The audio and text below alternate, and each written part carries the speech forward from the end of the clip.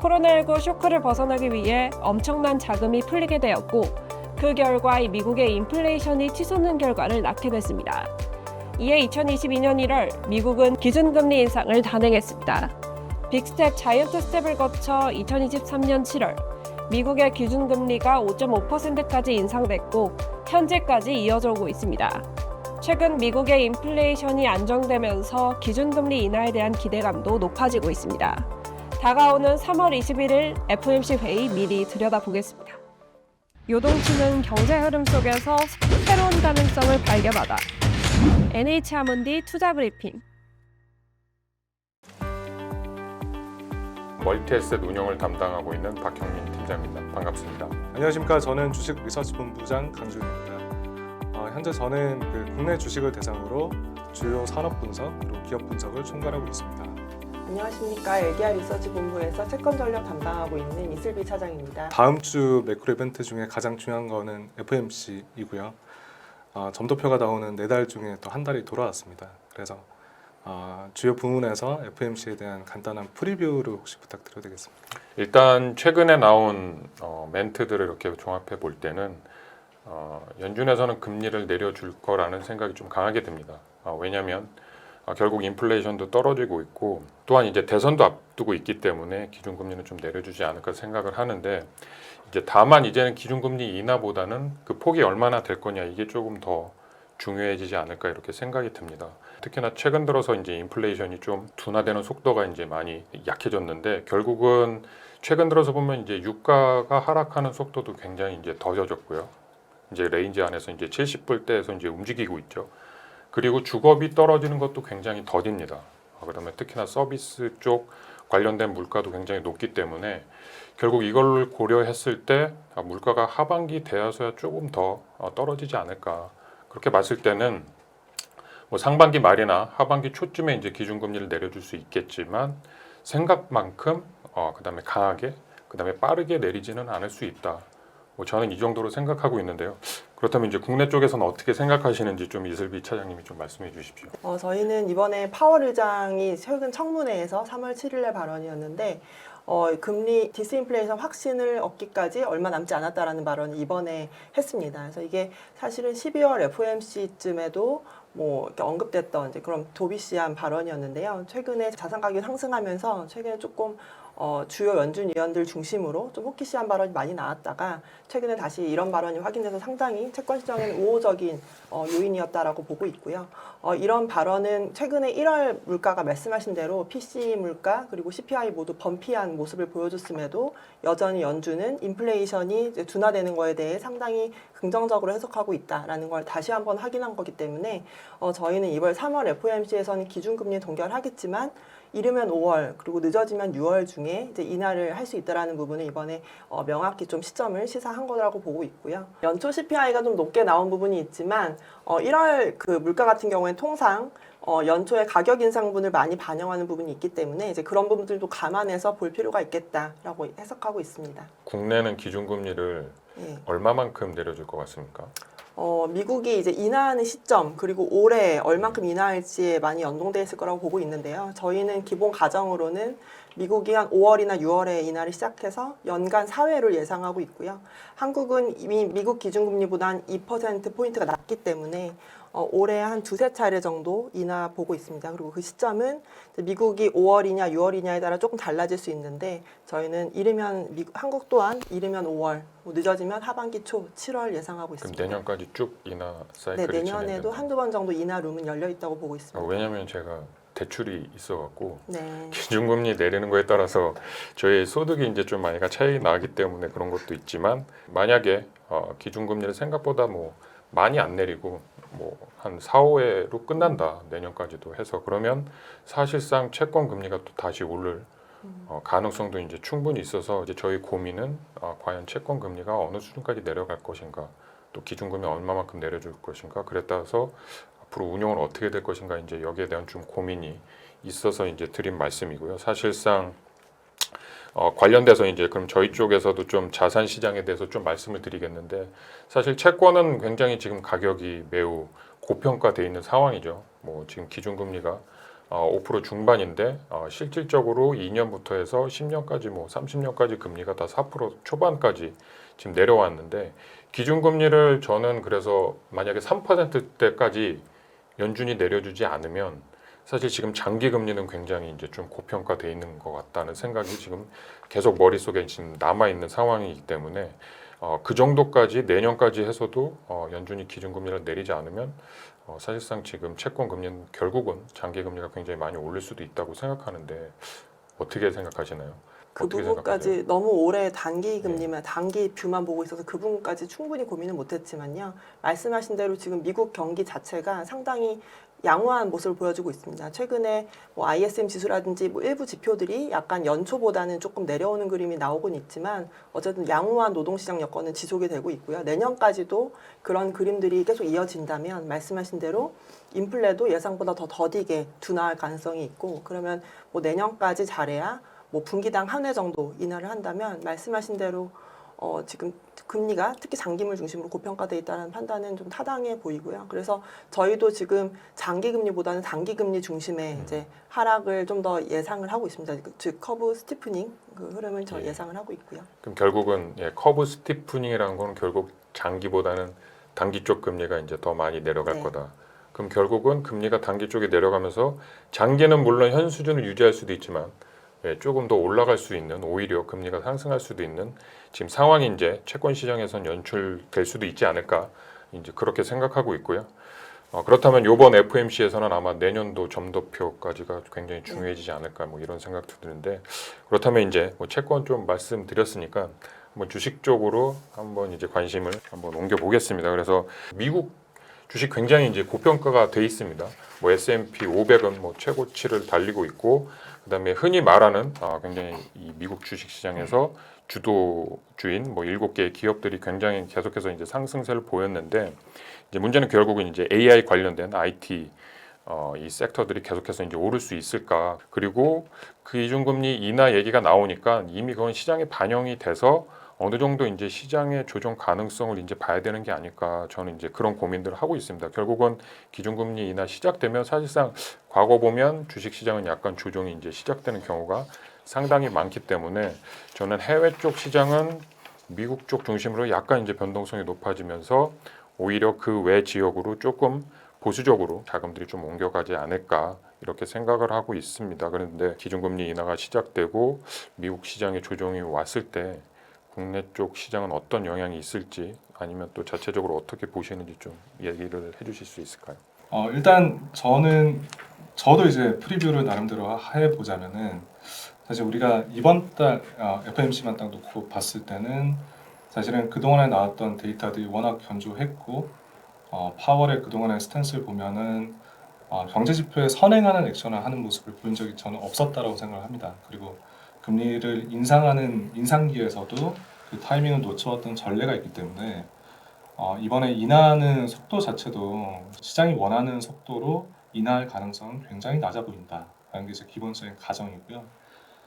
그래서 먼저 이제 FOMC 이번 달에 어떻게 할 것인가라고 봤을 때는 그동안의 데이터들을 봤을 때 경제에 대한 가정 그리고 인플레에 대한 가정은 지난 12월 달 대비해서 약간 조금 더 상향시키지 않을까 이렇게 기본적으로는 보고 있고요. 그렇다 보니까 사실 금리 인하에 대한 점도표 수준이 지금 이제 연간으로는 3회 정도 인하를 내포를 하고 있는데 그 폭 자체도 약간 축소될 가능성이 있지 않을까 저는 그렇게 보고 있습니다. 그래서 물론 이제 3회가 기본 시나리오이긴 한데요. 한 2회 정도로 축소되는 그림을 앞에 경제 전망과 같이 설명해 주지 않을까 이렇게 생각하고 있고요. 아무래도 제가 보는 금리 인하 시점 자체는 두 분이 본 시점보다는 조금 느릴 수 있을 것 같아요. 그렇다 보니까 저는 약간 좀 주식시장, 특히 대부분의 위험 자산을 보는 시각 자체가 조금 약간은 보수적으로 봐야 되지 않느냐 이렇게 보고 있습니다. 왜냐하면 기본적으로는 지난 12월 FOMC 결정 이후에 사실 대부분의 주식시장들이 크게 랠리를 했었고 그때 랠리를 만들었던 가장 큰 원인은 제가 판단하기에는 시장의 굉장히 과도한 기대감이었다고 봅니다. 금리 인하에 대한 기대감이었죠. 근데 그 기대감이 지금 굉장히 축소되었고 점도표에 거의 그 시장 뷰가 붙었습니다. 근데 그 와중에 조정이 없었거든요. 네. 네, 그렇다 보니까 지금 굉장히 불안한 상황이라고 저는 개인적으로 보고 있고요. 국내 주식시장은 물론 이제 글로벌을 좀 따라가긴 하겠지만 국내 주식시장을 지금까지 이끌었던 거는 사실 매크로에 대한 기대감보다는 AI 섹터에 대한 집중 그리고 이 밸류업 프로그램에 대한 기대감 때문이었습니다. 근데 두 개 전부 다 약간은 애초보다는 조금 둔화되긴 했지만 그래도 금리 인하라는 매크로 이벤트랑 직접적인 연관성은 없기 때문에 저는 그거랑 개별적으로 좀 국내 주식은 움직이지 않을까라고 보고 있습니다. 중간에 한번 정리해 보자면 FMC에 대한 기대는 굉장히 지금 본부장님은 보수적으로 보고 있고 지금 역시나 채권 쪽의 전략을 담당하고 계시니까 굉장히 조금 적극적인 인하를 생각하고 있는 것 같고 이제 중간이 이제 저의 입장인 것 같습니다. 그래서 뭐 이 정도로 FMC에 대한 얘기를 할 수 있을 텐데 일단 강지훈 본부장님이 국내 주식 시장이 조금 다른 움직임을 보일 수 있다고 말씀하셨습니다. 그래서 저도 요즘 고민 중에 하나가 바로 그거거든요. 결국은 미국 시장이 약간 조정을 보인다면 그 외 지역, 즉 여기서 말하는 거는 뭐 유럽 시장일 수도 있고요. 그다음에 이머징 시장, 그다음에 이제 한국 시장이죠. 이런 것들이 이제 다른 움직임을 보일 수 있는데 최근에 한 달 정도 보면 결국은 유럽이나 그 이머징들이 워낙 이제 저평가됐기 때문에 올라오는 모습을 보였었는데 이제 저희 쪽에서 이제 고민은 충분히 이제 가격이 많이 떨어졌기 때문에 단기적으로 올라올 수 있는데 이게 올해 계속해서 이제 추세적으로 오를 수 있을까 여기에 대한 이제 사실상 고민이 있는 상황입니다. 근데 특히나 최근에 환율이 떨어지고 결국은 약달러로 인해서 다른 지역들이 조금 반등을 보이는 것 같은데 올해는 아마 그런 시장 흐름이 좀 가능하지 않을까라고 조심스럽게 현재는 이제 전망을 하고 있습니다. 여기까지 뭐 저희가 FMC에 대한 프리뷰를 간략히 이제 정리를 할 수 있을 것 같고요. 그러면 이제 다음으로 FMC 결과에 따라서 이제 시장이 어떻게 움직일지 여기에 대한 뭐 얘기를 조금 더 해볼까요? 일단은 뭐 동결을 할 것 같은데 동결하고 뭐 점도표가 뭐 생각만큼 그렇게 많이 인하를 전망을 하지 않는다면 일단 첫 번째는 채권 시장에 굉장히 영향이 좀 클 것 같은데 저희는 베이스 시나리오로는 기존의 12월 FOMC와 동일하게 올해 세 차례 인하를 시사할 거라고 보고 있고요. 지금 점도표 그 중간값을 보니까 한 2명의 위원만 좀 상향 조정을 한다면 또 중간값이 상향 조정될 가능성도 있긴 있습니다. 상당히 지금 예측하기 어렵지만요. 만약에 지금 점도표가 올해 2회로 그러니까 축소가 된다면 지금 시장은 그 CME에서 제공하는 페드와치 기준으로 올해 한 4차례 정도를 지금 현재 반영을 하고 있거든요. 근데 그 부분이 2차례로 이제 축소되는 그림이 나온다면 뭐 FOMC 당일에는 당일과 아니고 당분간은 좀 금리 상승 요인이라고 보고 있습니다. 그래서 다만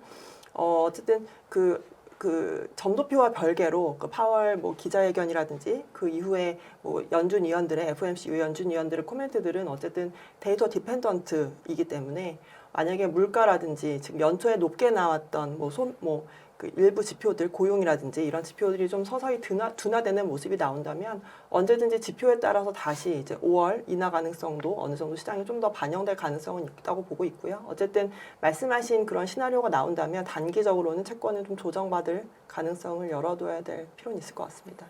예, 뭐 사실 그렇게 되면 뭐 미국채 금리가 먼저 오르기 시작해서 국내도 영향을 미칠 것 같고 그럼 단기적으로 주식 시장도 조정을 좀 보이긴 할 것 같습니다. 특히나 이제 IT 중심으로 해서 그동안 많이 올라왔던 AI 관련된 주식들이 이제 좀 조정을 보일 수는 있을 텐데 그렇다면 만약에 그런 AI 관련된 주식이 좀 조정을 보인다 그러면 국내 쪽은 어떻게 보시나요? 그리고 일단은 그 관련된 AI 섹터 관련돼서 혹시 그게 과연 지금 적정한 밸류에이션인지 혹시 본부장님 생각은 어떠신지 그거부터 좀 말씀해 주시면 좋겠습니다. 많이 드는 비유 중에 하나가 그 미국의 골드러시를 많이 비유를 하거든요. 그때 기억을 하시다시피 금강이 이제 발견이 됐고 거기로 굉장히 많은 사람들이 달려가고 돈을 다 벌려고 이제 뛰쳐나갔지만 실제로 돈을 번 금강에서 금을 캔 사람들은 많지는 않습니다. 오히려 그때 돈을 많이 번 사람들은 그 금강 골드러시 일행들한테 마차를 팔거나 아니면 곡괭이를 팔거나 아니면 심지어 청바지를 팔았던 리바이스 같은 예, 그런 회사들이 오히려 돈을 많이 벌었거든요. 지금 AI 또 마찬가지인 것 같아요. 그러니까 AI를 향해서 굉장히 많은 글로벌 빅테크들이 전부 다 우리가 AI를 기반으로 한 서비스를 최첨단화된 서비스를 만들겠다. 다 같이 달려들고 있는데 저희가 챗GPT를 몇 번 써본 거 이외에는 일상적으로 매일 쓸만한 AI 서비스가 딱 이거다 할 만한 게 아직까지 저는 없는 것 같습니다. 제 개인적인 생각일 수는 있겠지만 그러다 보니까 이게 굉장히 모든 경쟁사들을 다 뿌리칠 만한 엄청난 서비스가 나오기 전까지는 모든 서비스 업체들이 다 골드러시를 다 달려들 것 같고요. 그 와중에 곡괭이를 파는 뭐 엔비디아 같은 회사들 그런 회사들이 오히려 수혜를 보는 구간이 지금이 아닐까 이렇게 생각을 하고 있습니다. 물론 고평가에 대한 논란은 어느 시대나 다 있기는 한데 저는 AI 그 수요에 직접적인 수혜를 받는 업체들은 저희가 좀 지켜봐도 괜찮지 않을까. 실제로 실적으로 증명하는 회사들이 있기 때문에 그런 회사들은 본인의 포트폴리오에 꼭 있어야 된다고 저는 생각하는 사람 중에 하나입니다. 그럼 국내 쪽은 네. 뭐 반도체 관련돼서 어떻게 생각하시나요? 당연히 그 미국에 엔비디아가 있다면은 한국에는 GPU는 아니지만 HBM을 만드는 SK 하이닉스를 필두로 관련되어 있는 회사들이 있고요, 존재하고 있고요. 실제 실적도 HBM 매출을 기반으로 좀 빠르게 개선되고 있는 그런 모습입니다. 만약에 FOMC 결과 그리고 점도표 결과가 시장이 봤던 베이스 시나리오가 세 번에서 좀 축소되는 분위기로 간다, 두 번이다 이런 시나리오라면 저희는 단기적으로는 국내 시장에도 약간의 충격은 좀 있을 걸로 예상을 하고 있습니다. 아무래도 국내 시장의 금리 전망도 그 페드의 금리 궤적에 좀 연동될 수밖에 없기 때문에 당연히 관련돼 있는 매크로 전망 혹은 올해 한국의 경제 성장률 이런 것들도 영향을 받을 수밖에 없을 거라고 보고 있고요. 무엇보다도 그 최근에 이제 국내 소비가 굉장히 문제인데 국내 소비를 짓누르고 있는 게 결국에는 한국의 가계부채라고 저는 개인적으로 생각하거든요. 지금 이제 GDP가 한 107% 정도까지 올라왔기 때문에 이게 단기간에는 그 소비를 늘리는데 굉장히 긍정적으로 임팩트를 줬었습니다.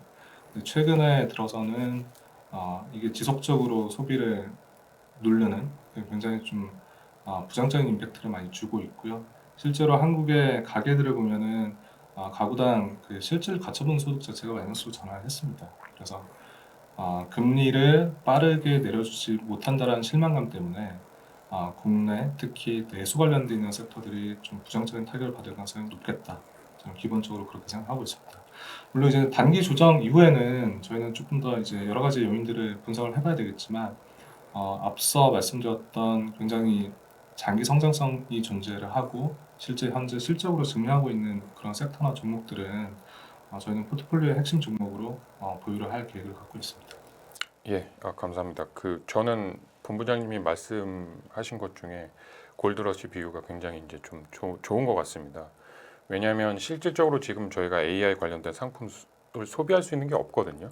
근데 이제 과거 우리가 IT 버블 때부터 보면 사실 이제 그때는 우리가 노트북을 사든가 아니면 웹페이지에 접속을 하든가 그 다음에 이제 핸드폰, 스마트폰으로 넘어오면 스마트폰을 사서 저희가 이제 어플리케이션을 깔고 실질적으로 이제 그런 사용을 하는 제품이 있었는데 현재까지는 이제 소비자가 직접 구매하거나 쓸 수 있는 이제 최종 이 소비재가 없기 때문에 이 AI가 뭐 장기적으로 좀 이제 갈 수는 있겠지만 좀 중간에 변동성이 좀 있지 않을까 저도 그런 생각을 하는데 본부장님한테 다시 좀 질문을 드리면 그 이후에 금리가 충분히 내려가서 어느 정도 이제 주식에 대한 밸류에이션이 충분히 매력도가 있을 때 과연 기존의 IT 중심 뭐 우리나라 뭐 2차 전지일 수도 있고 그런 이제 주식들이 계속해서 이제 올라갈지 아니면 새로운 것들 뭐 최근에 나왔던 밸류 프로그램 대상 섹터들이 좀 다시 탄력을 받고 올라갈 수 있을지 거기에 대해서는 어떻게 생각하시나요?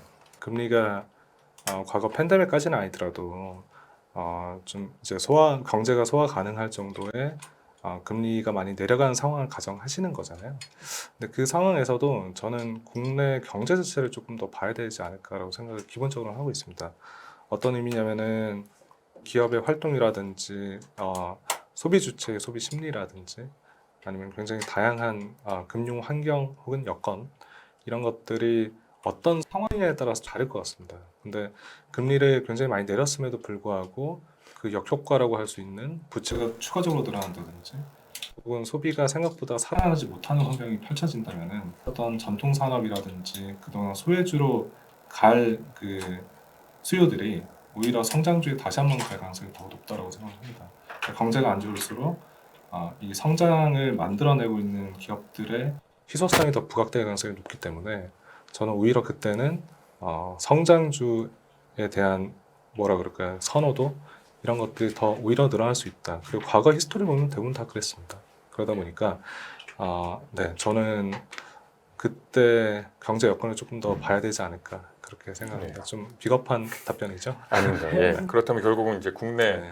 경기에 대해서 뭐 한번 얘기를 해봐야 될 것 같은데 사실상 최근 들어서 뭐 미국 경제가 굉장히 좋다고 했지만 뭐 한국 경제가 그렇게 썩 좋았던 거는 아닌 것 같고요. 일단 이 부분에 대해서는 저희 이제 이슬비 차장님이 한 말씀 해주시면 좋을 것 같은데 이 결국은 코로나 이전에 뭐 저금리 기조 이런 것들이 우리나라에 또 다시 한번 올지 아니면 높은 인플레이션 상황에서 계속해서 우리도 금리를 좀 높게 유지하는 게 맞을지 어떻게 생각하시나요? 그 팬데믹 이전의 저금리까지는 저희도 염두에 두고 있지는 않고요. 물론 잠재 성장률은 지금 미국은 이제 올라가고 있다라는 거 대비 이제 우리나라는 뭐 저출산이라든지 그런 거 기반으로 전혀 다른 완전 괴리되고 있는 그런 모습이기 때문에 뭐 그만큼 내릴 수 있는 거 아니냐 뭐 기계적으로 생각하면 그렇지만 어쨌든 말씀하신 대로 저희가 예상하는 시기에 대해서 연준이 분기당 한 해 정도씩 신중한 인하를 한다면 우리나라도 단기간 그만큼의 금리 인하를 기대하기는 어려운 상황인 것 같고요. 일단은 우리나라 같은 경우에는 지금 말씀 많이 해주셨지만 내수가 상당히 부진한 상황인데 이제 이 부분이 얼만큼 이제 회복될 수 있을지가 관건일 것 같습니다. 지금 말씀하신 대로 과계부채가 많이 상당히 증가를 했고 그리고 지금 우리나라 소비 부진의 가장 그 주범이 고금리와 고물가거든요. 그래서 또 최근에는 또 에그플레이션 얘기까지 나올 정도로 지금 물가가 문제인데 이제 그런 부분들이 얼마나 이제 가라앉아주면서 이제 시장 그 소비자들의 심리를 개선시킬 수 있는지가 일단 관건일 것 같은데요. 일단은 뭐 그나마 긍정적인 부분은 수출이 지금 최근에 AI 붐이라든지 그런 반도체 그 업황 개선을 따라서 지금 수출이 계속 일평균 기준으로 계속 플러스를 긍정적인 모습을 보여주고 있거든요. 그래서 그런 부분들이 좀 그나마 뭐 기대할 수 있는 요인이겠다. 그래서 어쨌든 뭐 말씀드린 대로 우리나라 내수 여건은 상당히 좋지는 않지만 어쨌든 미국의 여건에 따라서 그 미국의 그 통화 정책에서 완전히 벗어나기 어려운 여건이기 때문에 뭐 예전과 같은 저금리를 기대하기는 어려운 환경이다. 잘 들었습니다. 결국 뭐 저금리 상황 뭐 과거까지는 아니어도 그래도 뭐 쉽게 이렇게 높은 금리 수준을 유지하기는 어렵다는 말씀으로 이해하면 될 것 같습니다. 네, 오늘 저희가 처음으로 시도해보는 방식이었고요. 좀 부족한 것도 없지 않아 있었을 텐데 저희는 결국은 매니저들이 무슨 생각을 하고 어떤 고민을 하는지를 뭐 고민을 같이 공유해보는 자리도 의미 있을 것 같아서 이런 자리를 준비해봤습니다. 오늘 많은 얘기를 나눴고 다음 달에도 뭐 여러 가지 이슈가 있으면 저희가 다시 또 찾아뵙도록 하겠습니다. 저희가 준비한 내용은 여기까지고요. 투자에 있어서 많은 도움이 됐으면 합니다. 네, 시청해주셔서 감사합니다.